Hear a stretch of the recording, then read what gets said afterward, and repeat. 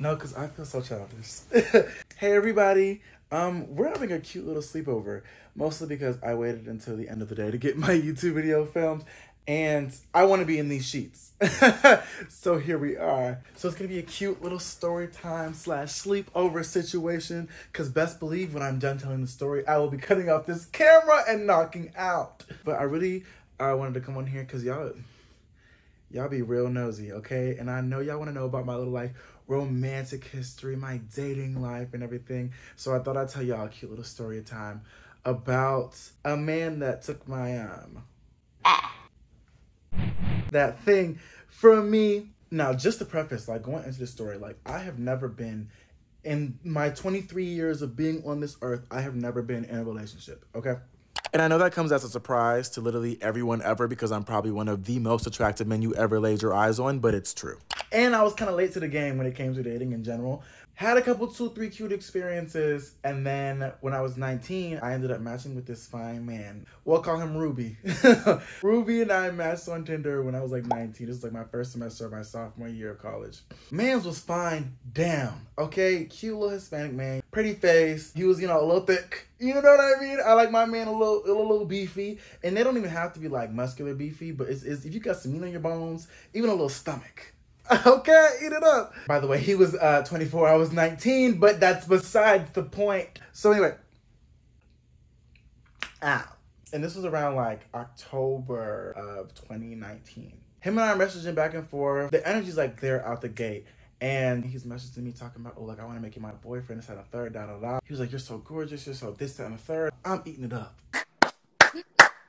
And what after that? Giggling, kicking my feet up in the air and shit. When I tell you real quick, I was like, my man, my man, my man. Like, I was eating up too bad. Now, I lived in California at the time for college, and he was about like an hour, maybe 2 hours away from me. So we didn't see each other for like a good like month, I want to say. And one weekend, he was like, hey, like some friends and I are going to be going up to like your city, bar hop in your area. So like, would you want to meet up? Yes, I will be meeting you. Okay, name, time, place, location. I got you. So I give me a little Uber and I pull up to the location he had sent me. Mind you, meeting him and his friends first hangout is crazy. Mind you, I'm 19 years old, about to meet him and his 24, 25 plus year old friends. So I pull up, get out my Uber.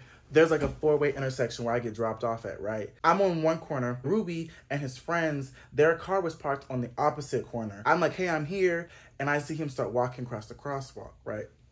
And I'm not gonna lie to you, like the way that man walked up on me, oh, I ate it up too bad. Like he was, you know, like kind of smooth with it. You know what I'm saying? Obviously, like I can't let niggas see me fold. On the exterior, I was like, oh, like, hey, like, what's going on, da-da-da-da. But on the inside, I was like, he want me bad, y'all. He want me bad. He want me bad. He want me bad. Panties on the ground. I'm not gonna sit here and lie to y'all. He said, hey, like, what's going on with you, da-da-da-da. Yeah, I'm doing good. How you doing? And we go back to where his friend's car is parked. And out the gate, I said, I gotta be on. I go up to everybody. I said, like, hey, my name's Isaiah. How y'all doing? So they were participating in the ganja, if you will. And they were like, oh, hey, like, do you want to take a hit? I said, yeah. What? I can hang. I'm new to the game. I'm very much new to the game. I started maybe a couple months prior to this day. Nothing could have prepared me for like how bad that hit me in my chest. I had a coughing fit for maybe 5 consecutive minutes. That one hit had me disoriented for the next hour. And it was so bad because like I was like stuck after just meeting them. I had just met them. I hadn't even had talked to them for 3 minutes before I take a hit of this bowl and I'm sitting in the back of their car not talking. Like, babe, what? That's embarrassing. So I'm in the backseat of their car. They're like, all right, yeah, we're gonna go to the next club.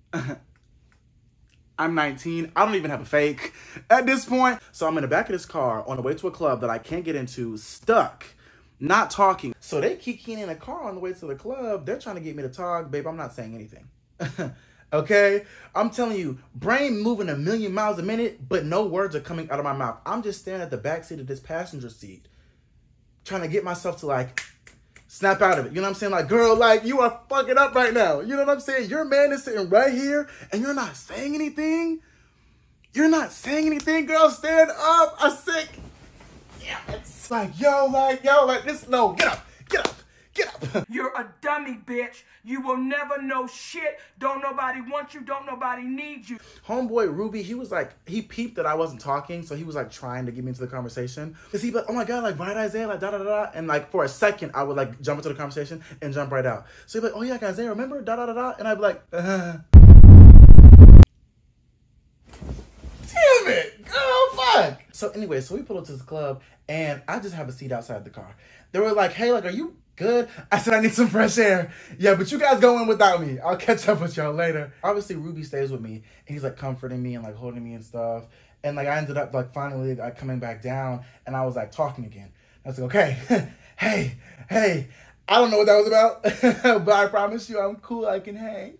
But he was really sweet about it. Like, he was like very understanding. And we had a cute rest of our night. I won't go into detail, but it was cute. You know what I mean? So like, it actually ended on a very positive note because we just had like one-on-one time. So I was eating up that one-on-one time. Girl, I ain't gonna lie to you. So anyway, so Ruby's friends ended up coming back from the club and they were like, hey, like, we're gonna head back home. So Ruby ended up walking me to my bus stop. Got my little smooches in and then went back to my dorm. So we're still texting consistently, still talking consistently. Fast forward, we plan a second time for us to link up. Now, mind you, he was living with his parents at the time. So we got me in this shoebox of a dorm room and him in a full house with his mom and siblings. So I ended up meeting his family on the second hangout. Again, because of the circumstance. You done lost your damn mind. When you get your damn mind, you call me. This wasn't like a, oh, I want to meet your family and I'm in love with you, da da da. Pause. I just had limited options, babe. And I'm sorry, and mind you, I was an RA at the time. So me bringing this nigga in and out of my dorm room with my nosy ass freshman on my floor, babe, I'm sorry, that's not happening. So I'm gonna meet your mother and I'm spending the night at your place. Like, what? Let's keep it a buck. So I ended up meeting like his like sister, his brother. I ended up meeting his mom. So we have a cute little weekend. I stayed with him from like Friday to like Monday morning because I had classes. So we're like, you know, going on drives and stuff and like grabbing stuff to eat. One morning we were up and he was like cooking me breakfast while I was like watching him in the living room and stuff. Now this next part, Mom, if you're watching, you can go ahead and fast forward about 5 to 10 minutes. Because we're about to get into some grown folks business, all right? Yeah. This part of the story is titled V-Card. And fun fact, she's gone. She's missing. Me and him are kikiing one night and Incredibles 2 was playing and, you know, I'm eating it up, right? I'm fully intended to watch this movie, all right? But we in this man bed, you know what I'm saying, cuddle up and everything. We start, you know, locking lips. Listen, that's my jam. You know what I'm saying? Like, I ain't new to this. I'm true to this, okay? And that was fine. Like, we was doing our big one, you know, touching, feeling, da-da-da, woo-woo-woo. But things started getting a little suggestive. You know what I'm saying? Hands moving lower. I said, woo, okay, hold on. So, fun fact, literally stopped mid-makeout session. I said, hey, yeah, so I've actually never had sex before. Because, look, I had went like a good, like, month without telling him. And I'm going to be so real with y'all, okay? One thing about me, I'm going to fake it till I make it, okay? So these little text messages getting real suggestive and heated. And, like, deep down, I'm like, oh, girl, I don't know what the fuck going on. I'm not going to hold you. Yeah.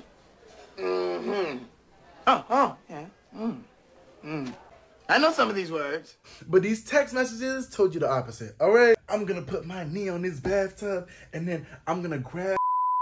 Listen, I just knew how to work them text messages. I'm not going to lie to you. Like, I just knew how to work them. So he didn't know that I hadn't had, you know, done the deed at that point, right? So I told him in that moment, I said, hey, girl, we going to have to be on baby steps. You know what I mean? He was like, oh, okay, cool. So, like, we chilled out for a little bit, and then we cuddled. We was right back at it 3 minutes later. I'm not even going to say a lot to you, okay? That was cute. I never said that I didn't want to do it. So, you know,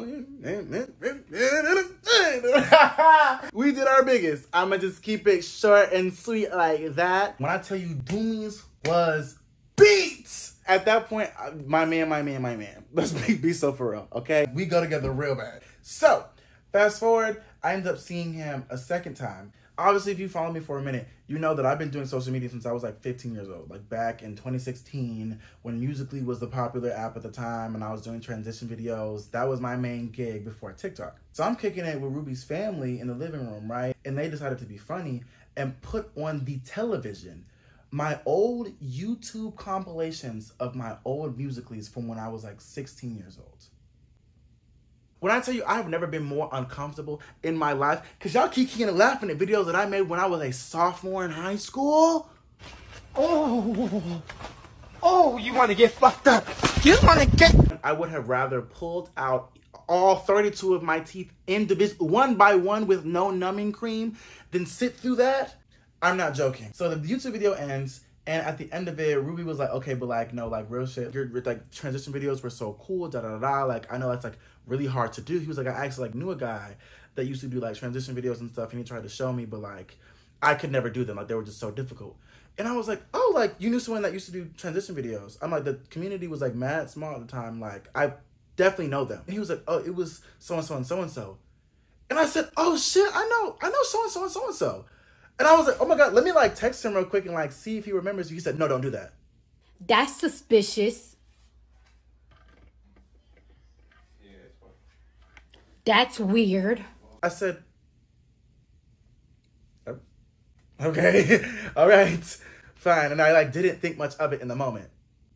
So fast forward, the end of the weekend comes and he's about to drop me off at the train station to like, for me to go back home. So I'm in his car, we're kikiing for a little bit, and I'm about to get out, and I was like, you know, like, I'm like really gonna miss you. Because at the time, like, this was right before my winter break, and I lived in Japan at the time, so I would have been gone in fucking Asia across the water for a good month, right? So I was like, I'm gonna miss you.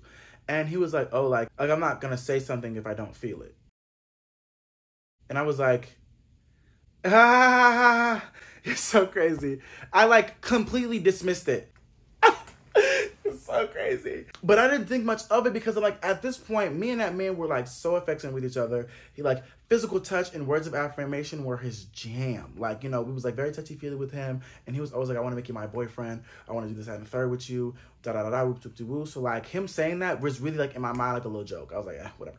At this point, like, I'm eating him down, okay? My man. Even in Japan, I said I'm calling Ruby. I will be calling Ruby. Yeah. So winter break starts, we're FaceTiming, we're texting and stuff. But then I noticed like a very like drastic shift in his energy when we would talk over the phone. Before it would be like, oh, like, hey, like, how you doing? Da-da-da-da, woo, like, energy's there. But then winter break came, best believe we'd be on the phone for all of 5 minutes. Energy would be on the ground. I would come on the phone and be like, hey, like, da-da-da-da, what's going on? And he'd be like, oh, like, hey, like, what's going on with you? I'm good, how are you? I was like, yeah, your energy's real low. We on his phone, and I'm asking you what's up. And you're like, oh, like, nothing, I'm just tired. That's not what it's giving, but okay. Mind you, homeboy worked at a leather shoe store at the time. Babe, you're not working the graveyard shift. Best believe you're not, you know what I'm saying, doing manual labor out in the field, making these shoes yourself. You sit behind the desk and you ring up shoes all day. You was working this job before, what's different now? I'm like, I'm not slow. Okay, you talking about you tired, but you get an email and light up like a Christmas tree.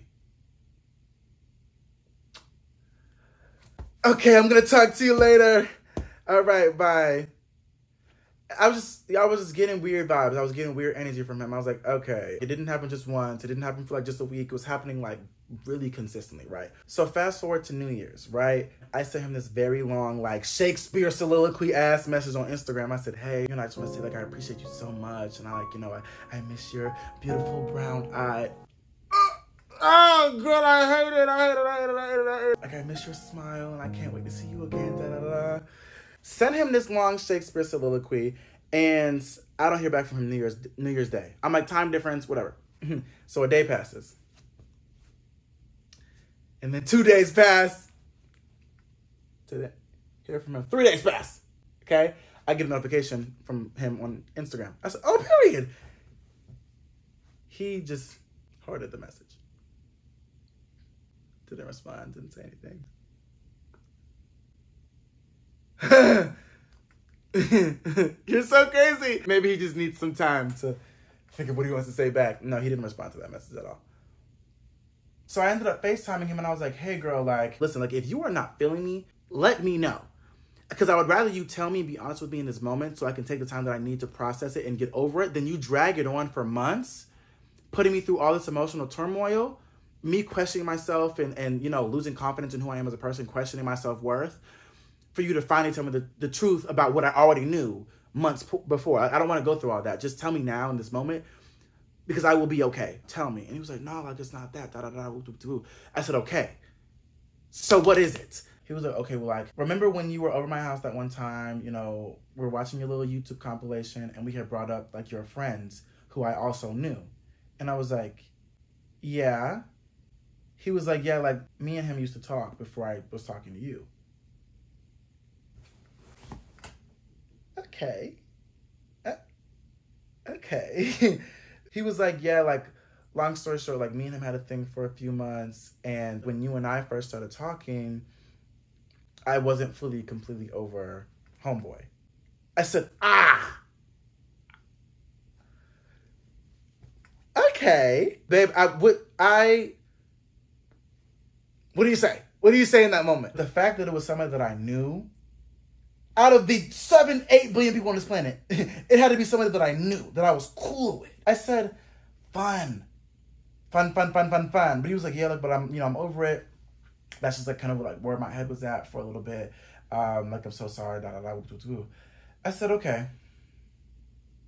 Okay. Got him. We fucking got him. At this point, he started coming to visit me more often, like in my dorm and stuff. And it would have been cute. It would have been cute, but the energy was not where it needed to be physically. Okay, mind you, I live in this, 2x2 ass shoebox of a dorm room, all right? There ain't no place to go. We were in the exact same room, but we were like 3 miles apart. Like, we were literally not even 5 feet away from each other, and it felt like that man was still back in the city that he was from. And it's like, I respect everyone's boundaries, but it's like, you did a complete 180 from you initiating everything and touching and feeling to now, like, we haven't even held hands. You know what I'm saying? I go to give you a kiss, it's a light little peck. Babe, why are you in my dorm room then? Why are you here? You're not going to drive up an hour, 2 hours just to sit on the opposite side of my room, barely talk to me, barely touch on me, but you want to go out and walk around the park, right? But we can't hold hands. You want to stay on the opposite side of the sidewalk. And I'm like, this bitch ass nigga is the root of all of my problems. I said, ain't no way. I put myself through all of this emotional turmoil for the last 3 months over a nigga that I've only known for 2 minutes. Oh, bro, if I can mollywop a nigga right now, I would.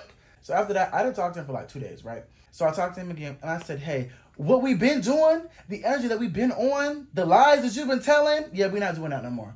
Okay? I said either in this moment, we address the elephant in the room, and we communicate concrete things that we are going to change from this moment on and actually do them, or we call it right now. And he was like, okay, like, yeah, like we can, we can do da-da-da. I was like, okay. All right. And best believe Mans was on his best behavior after that. Okay, affection was there, communication was there. He wouldn't let out a fart without letting me know, okay? But you want to know what the sickest part of that whole thing was? The moment he started getting his shit together was the moment that I started to, like, remove myself from the situation. Because my body was so exhausted from overextending and trying to reach for him and trying to find him and trying to meet him where he was at for so long that by the time that he got his shit together, it was too late. My body was tired. My body was done. I knew I still had feelings for him. I remember I was kikiing with one of the girls in my building about him, and in the back of my mind, I was like, do I love this man? Who? But I tell you, that O word was sneaking up in there. I snatched her back real quick. I said, yeah, that was so cute, but we're not doing that. But she was coming. Babe, she was at like 90% capacity. I'm not even gonna sit here and lie to you. Like, if she had hit 100, it would have been bad for me. So we dodged the bullet there. But yeah, but by the time he was trying to be affectionate and getting back on his Zoom, babe, I was kind of over it. This was right before the pandemic had hit too. Yeah, that was kind of where the end of our story began, So we tried to have a couple, 2, 3, like, scattered FaceTime calls here and there, but, like, quarantine had hit. I had to pack up my dorm within, like, 14 hours, babe, and we talked when we talked. So fast forward to April, we're FaceTiming, and he was like, hey, like, it's been a minute, da-da-da. I was like, yeah, like, just, it's been so crazy, quarantine, da-da-da, woo-woo-woo. And I was just like, listen, baby, girly pop, like, this ain't gonna work. Long story short, I said, yeah, like, I feel like I've overextended so much for you, and I appreciate you putting in this effort, but, like, you waited too late to, like, finally get on yours in. Like, babe, like, what? Like, there's no reason why it should have took you that long to get your shit together.